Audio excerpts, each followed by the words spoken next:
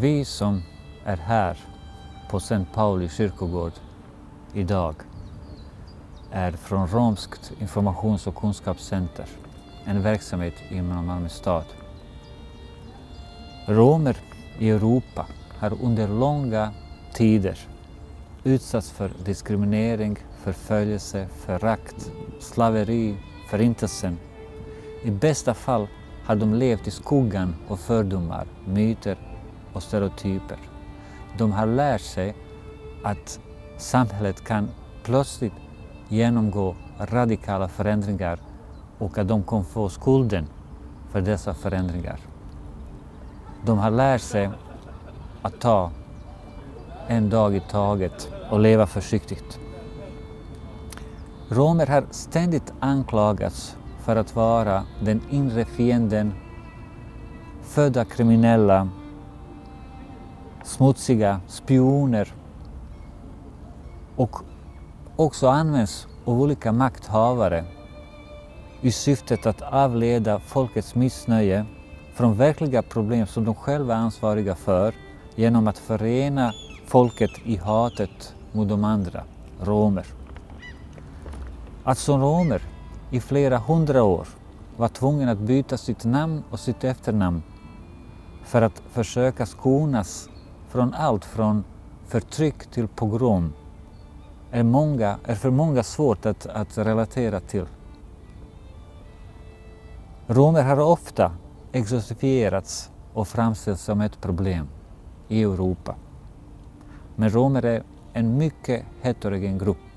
Det som gäller för en grupp behöver inte gälla för en annan.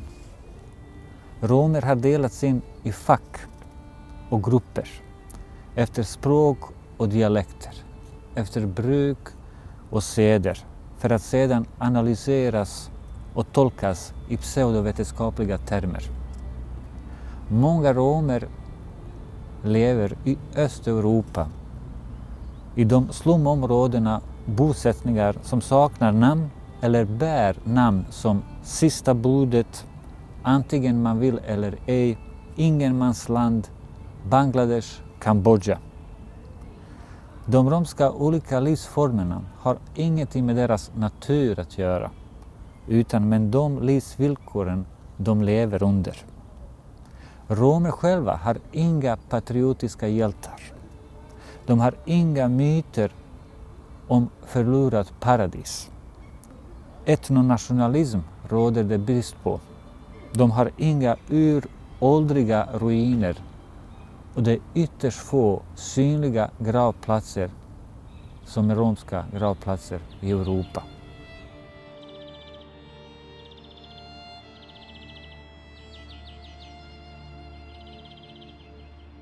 På den här delen av kyrkogården där vi sitter nu så är det ju framförallt romer som är begravda. Skulle du vilja berätta lite om den romska minoriteten i Malmö? Hur stor är minoriteten och vilka romska grupper finns representerade? Ja, precis. Vi är ju här på St. Paulis kyrkogård och i den delen som vi är på så är det många romer begravda som sagt. Och det finns såklart inga exakta siffror på hur många romer som bor i Malmö med tanke på att vi inte får registrera då på etniska bakgrund. Men vi uppskattar att det är cirka 10-12 000 romer här i Malmö. Och Malmö är en av de städerna i Norden där det beräknas bo flest romer. Och romer tillhör olika grupper och i Malmö så finns de flesta representerade med dess olika varietéer av romaniship också. Okay. Vilka vill du nämna grupperna som finns? Jag kan börja med resandegruppen. Det var de första romerna som kom till Sverige då på 1500-talet. Sen så har vi polska romer, vi har lovari från de olika europeiska länderna. Sen har vi arligor betti och vi har keldrar och sen så har vi några finska romer här. Och på den här delen av kyrkogården är det alla grupper som är begravda här eller hur ser det ut? Här på St. Paulis kyrkogård så är det faktiskt 77 romska gravar och 129 avlidna. Och i den här delen där vi är nu då så började romer att begravas i slutet av 80-talet. Och det är framförallt då polska romer och lovari som är begravda här. Mm. När det kommer till religion, romer tillhör väl lite olika religioner. Hur ser det ut här och hur ser det ut med trossamfund och sådär?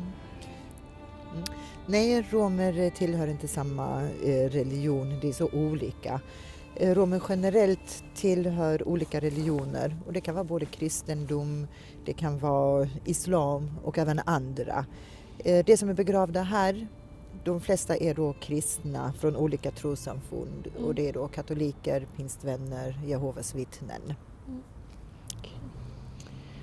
Och många av gravarna här är ju verkligen storslagna och vackert utsmyckade. Det är en speciell plats. Vad skulle du säga att den här platsen har för betydelse i staden, i Malmö som stad? Ja, det är många gravar som är stora här och det finns även en historisk koppling till det. För det är så här, under långa perioder i Sverige men även i övriga Europa så fick man inte begrava sina anhöriga på kyrkogårdar.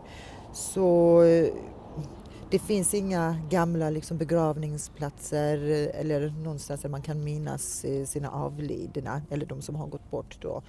Men så denna synlighet i det offentliga rummet är också en av de viktigaste bland då minoriteterna så att man kan komma och besöka de som har avlidit.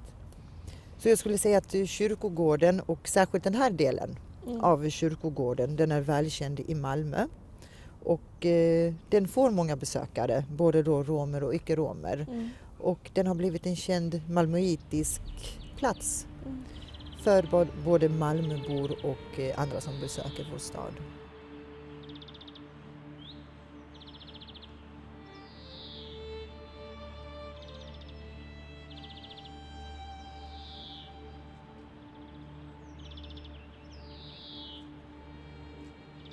Romska gravplatser. Hur viktiga är de? Jag tror för många romer, inte enbart här i Malmö, så är det en viktig grej som man vill i alla fall få världen att visa. Med tanke på den historien många romer har haft och har så var det inte så självklart att många romer fick möjligheten att begrava sina anhöriga på en trygg plats. En del som känner till historien vet att det var ju en skrämmande historia. Men när man väl fick möjlighet så gjorde man det på ett sådant sätt som man ville visa att vi finns. Men Marian, vad tänker du för jag kollar lite runt så här, vad tänker du när du ser de här gravplatserna? Jag tänker med det spontana, jag tänker det är ett erkännande att romer finns. Det här samhället är ett samhälle där romerna ska känna sig hemma.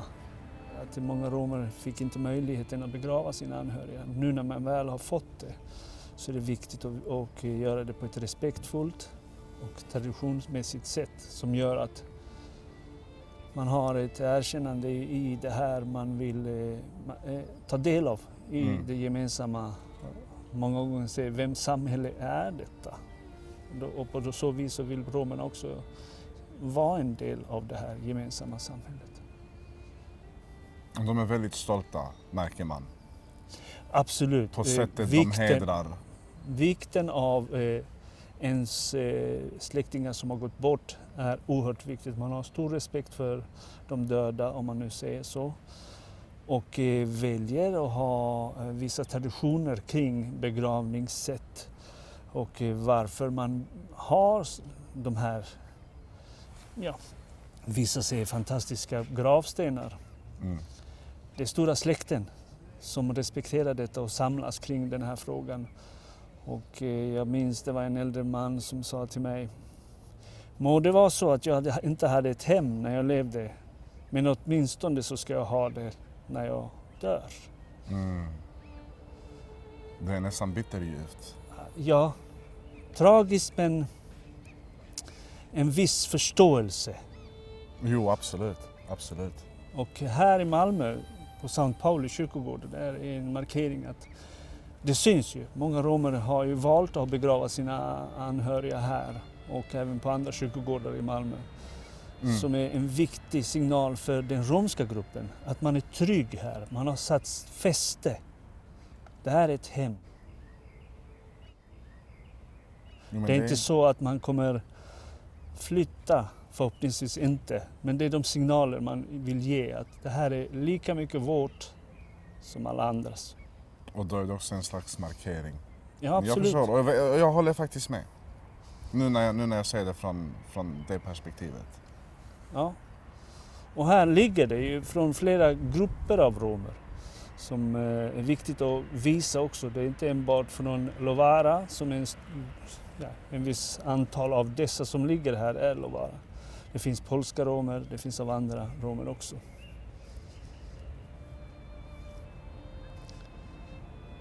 Och jag tror det här är något stolthet som vi tillsammans ska kunna sprida till vårt samhälle i alla fall.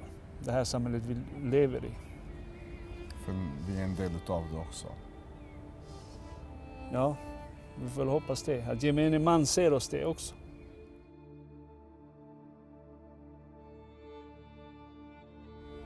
Allhelgonadag den 1 november har vi det här och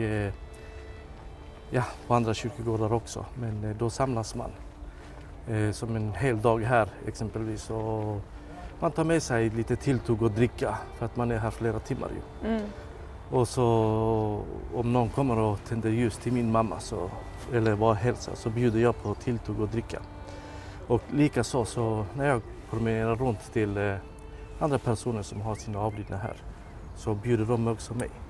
Och det handlar om att man ger heder till de avlidna och respekt till familjerna också. Så att det är så vi har det.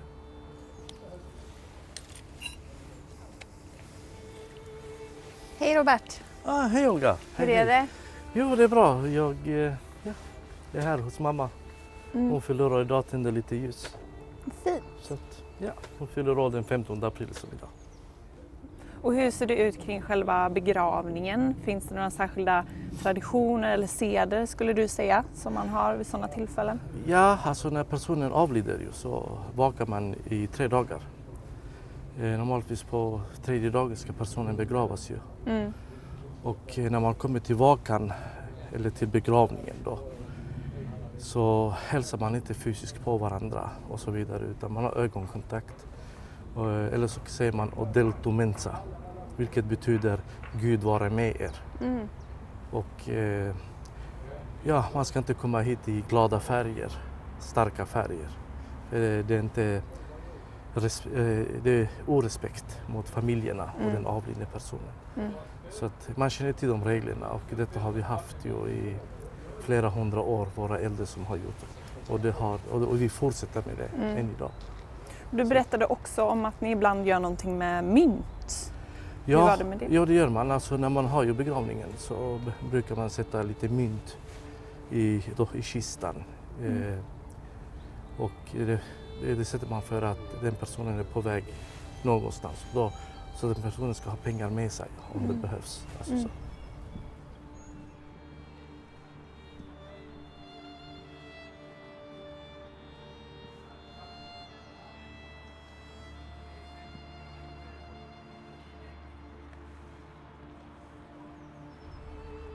I många länder var det förbjudet att som rom begrava sina nära och kära på kyrkogården.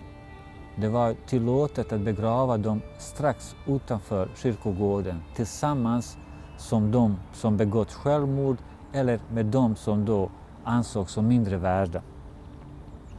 Rajko Đurić var en romsk författare, poet, forskare och aktivist. Han skrev en dikt, Utan hus, utan grav, 1979, som jag kommer att läsa upp. Åh, ve mig för evigt. Åh min far, du utan grav. vi utan hus.